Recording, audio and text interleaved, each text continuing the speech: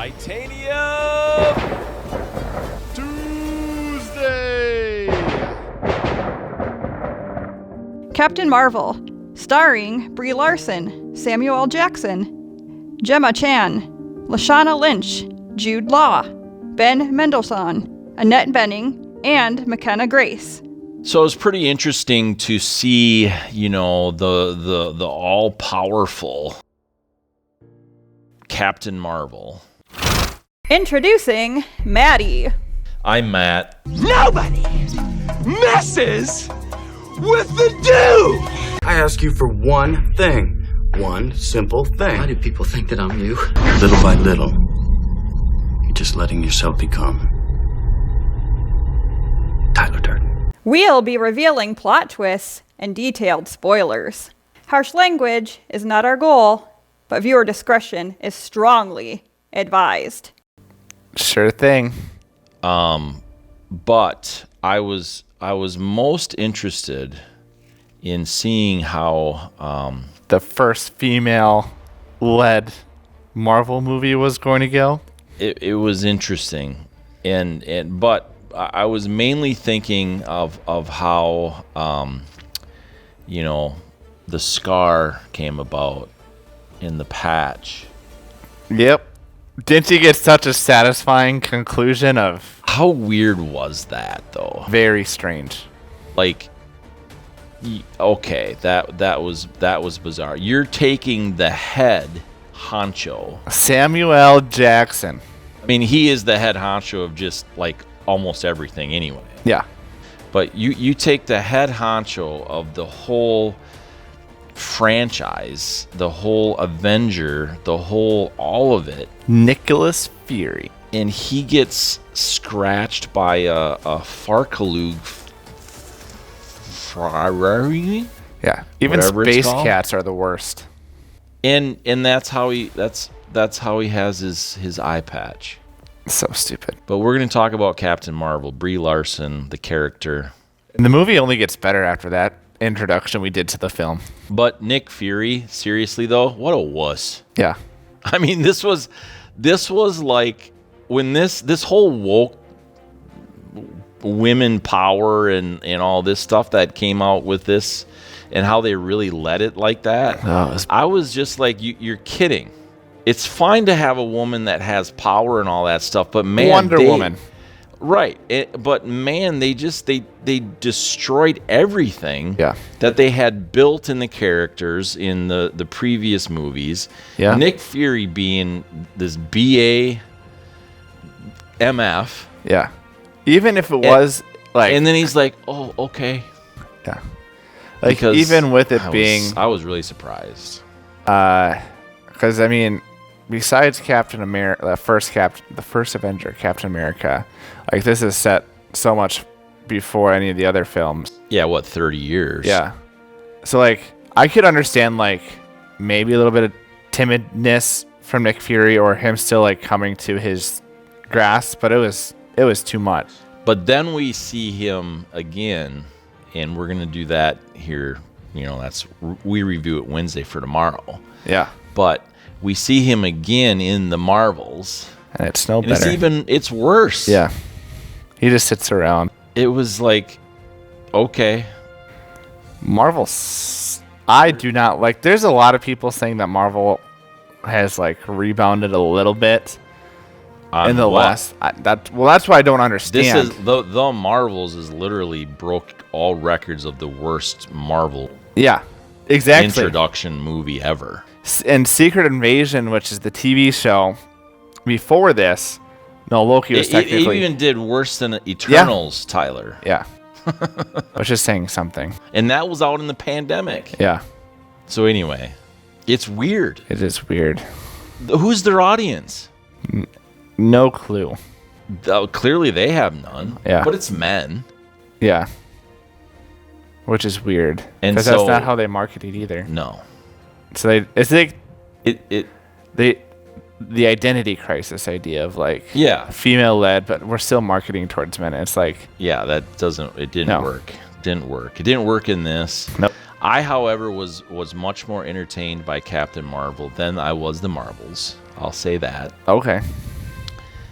because Top Gun. Well, I don't know about that. I know, but it's like the same type of ideas of let's go fly planes. Yeah. And where did the Avengers come from? I know, that was bizarre too. Yeah. It's no wonder Disney's in trouble doing stuff like that.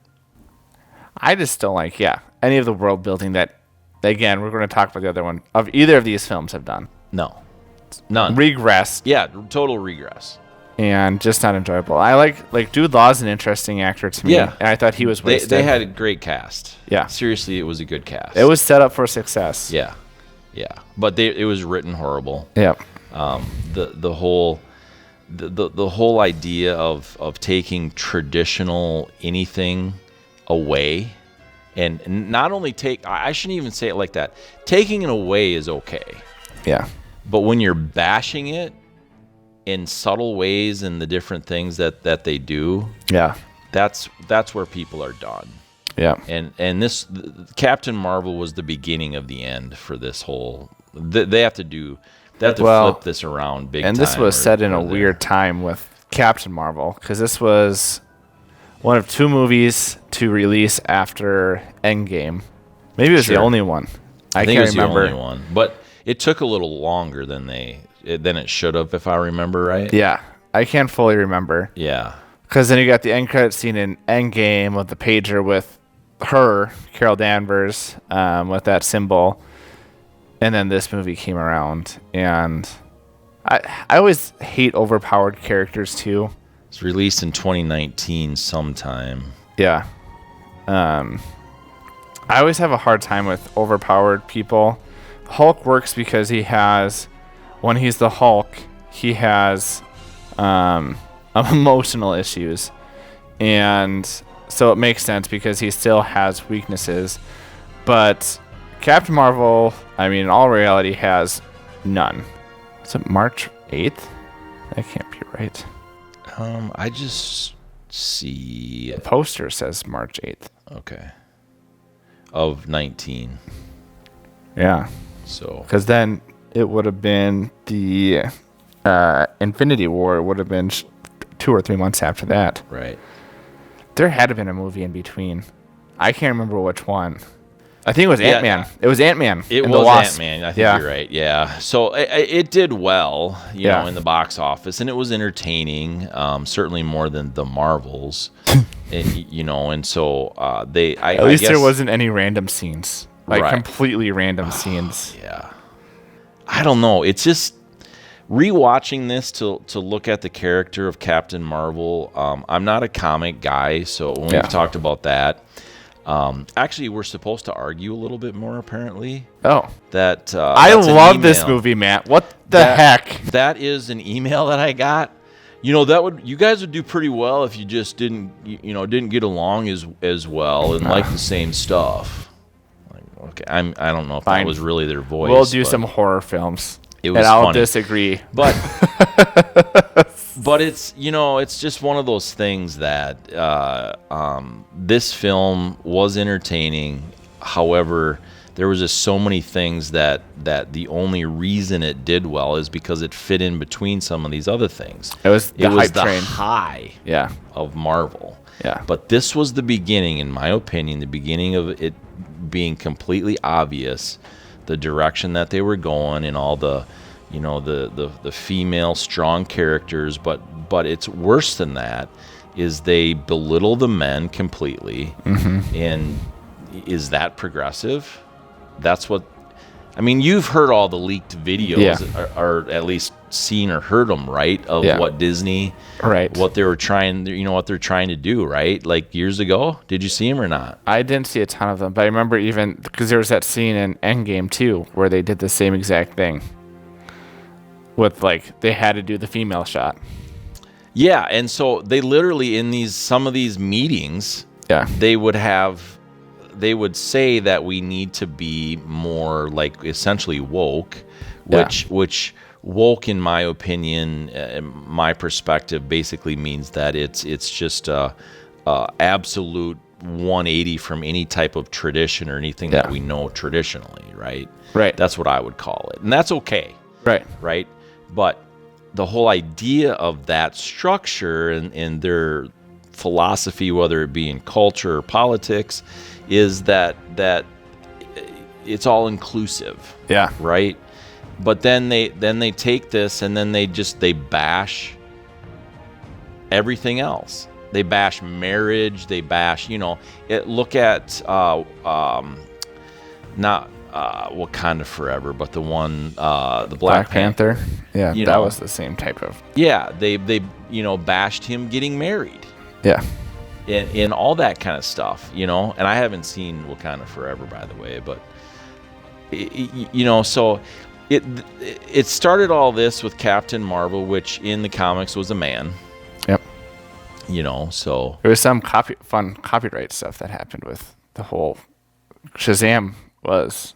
Yeah, right. That's interesting. Yeah, the history behind that is interesting. Yeah, but yes, yeah, you're right. So it's just very weird how that all transpired. But if you look at, and I did a couple of weeks ago. I know we postponed this. My bad. But so I looked a couple of weeks ago. So I don't have it super fresh in my memory. But I looked, and this was a pretty big high for Disney. Bingo. Yep. Their stock was really high and all that kind of stuff. And it literally has done nothing but crash since this. Yeah. And so... Surprise. I don't know. Maybe I'll say this and we can keep it in the podcast, but maybe we shouldn't even air this. Yeah. I mean, but it's the truth. You know what I mean? I remember when you were first suggesting films because we've been trying to with the writer's strike and everything else, movies coming out have been hard to see. Yes. Because everything's getting postponed. And this was one of those, because I really wanted to review Next Goal Wins. Yeah. Because that looked super interesting. And that got out of theaters so quick. And 2 weeks. Yeah. I was sad. And so then this was kind of the leftovers. Yeah. So, yeah, I don't know. I'm on a rant mood, I guess, today, apparently. Get it. And but I'm just really, I'm worn out. I've tried to give it the benefit of the doubt for years and years. Yeah. And it just keeps getting worse, and they keep wondering why their stock is crashing, and, they're not listening to their audience.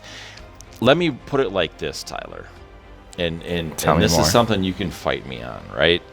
But it's like art. They're demanding that this art does well. Yeah. But then when it doesn't, and their audience says, I don't want this, they're mad about it. Yeah. Right? Well, real true art is you put it out there, and you're like, cool, I accomplished this. This is something that I wanted to do. This was in my head. This was my dream. Indie films. Well, in that particular art, yes. But you look at the way art used to be. I mean, you had to die. Yeah. Before your art meant anything to anybody. And now we're on to something. Right? Yeah. I don't know, man. I think people should be able to demand that they like their stuff. You think so, huh? Yeah. I think just because you have these established IPs. So the entertainment industry, the Hollywood elites should garnish your wages. Okay. I'm only doing this because I was told that I needed to argue your points. No. Yeah, I would agree completely that. It's when I say indie films, that's what I think indie films are doing incredibly well right now, is that you have Disney, you have Warner Brothers, you have all these huge companies that are kind of like just regurgitating the same crap or bringing back old IPs because they are not creative enough to think of new IPs. And where indie films are like, yeah, let's just be creative. I have a vision. This is kind of what I want to do. Budgets are like 15, 20 million max. And let's just share my vision. And so it would be so nice. And when Marvel first started their cinematic universe, that's what they did. Like 2008 or whatever. They would hire. They took the big risk. They took big risks to hire these directors that didn't necessarily have a ton actors. and actors that didn't have a ton of experience. And we're like, we think you have a vision. What do you want to do with this? Yeah. And then they trusted them. Say, hey, we're building this universe. You have to do this, this, and this, so that way we can build it. But really, create your story. And that's when you would have these movies that would be about characters versus the universe. Yeah. And now we're at a point of like, what's Phase 5 going to be? Phase 6? How is King Dynasty going to fit into this? And now they're going to be in a big hole because Jonathan Majors. You can't. Yeah, he keeps digging his hole more and more and more. Right. So he's out permanently. Oh, absolutely. Yeah. But they were building the King Dynasty. Yeah. And I think I read somewhere they had a clause in his contract where he can't be recast. Sure. And so now the talk is Doctor Doom, which would be like literally would be interesting to me. Yeah. But everything that you've built so far of Ant-Man the Wasp, the end credit scene, and some of these other things you can't. And Loki season 2, but here's the other part is if you're not keeping up with all the content, that there is a ton of content, you still can't know what's going on. And we've talked about that too. And I know we're way off topic for what we're supposed to do. This is way more interesting than Captain Marvel, though. It is, totally. I agree. But it's like they're force feeding you. Yep.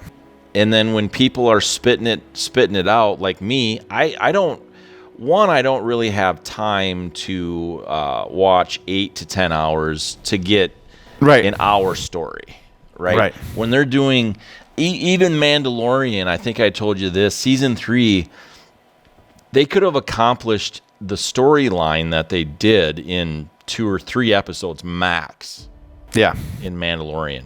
Now, they had some good content in between there, and I'll agree to that. But as far as telling a story, it could have been a 2-hour movie, and it would have done the same job and maybe better.